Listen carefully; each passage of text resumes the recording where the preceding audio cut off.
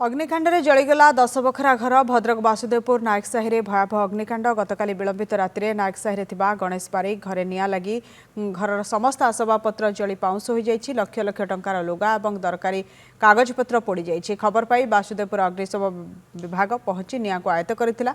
घटनास्थल में वासुदेवपुर विधायक अशोक कुमार दास और स्थानीय सरपंच राजेन्द्र नायक घटनास्थल पहुंची अग्नि विपन्न परिवार को सहयोग हाथ बढ़ाइछन्ति।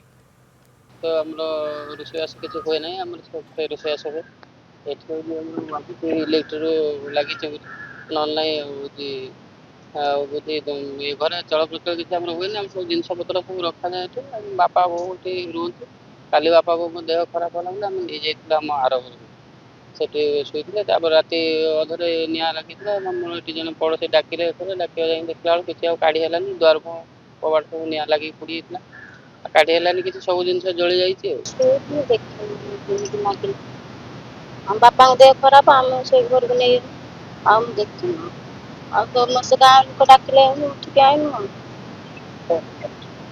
सब जिन जी आम थी बासन कुसन सोना रूपा टंका बापा 10,000 टका सी जली पड़गला।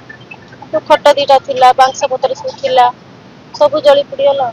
तो 3 भाई गोटे गोटे 3 भाई आ गोटे लेट नाइट लागला कौन पदार्थ आसवा पड़ी सब संपूर्ण ध्वंस हो दमकल आम चेष्टा कर गवर्नमेंट को जहाँ साहय मिले से अनुसार साहय कर दुर्घटना आपको तो क्या हाथ कथा नुहे कि भी बुझा पड़ूनी कौन ये परिवार प्रति एत बड़ विपद आसगला। दुईटी परिवार 6 भाई बर्तमान जो घर अग्निकांड घटी सर्वस्व हानि आम देखुलु से बाक्स भितर जहाँ जिन सी मेल्ट हो माने एते तापमात्रा वृद्धि पाई।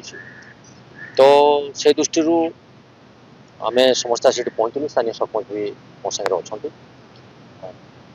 सरकारी स्तर में आरआई महोदय आसिक फटो फटो उठाई आम दाबी भी करूँ 6 भाई को क्षतिपूरण सरकार तरफ जहाँ आईन अच्छी से दि जाए।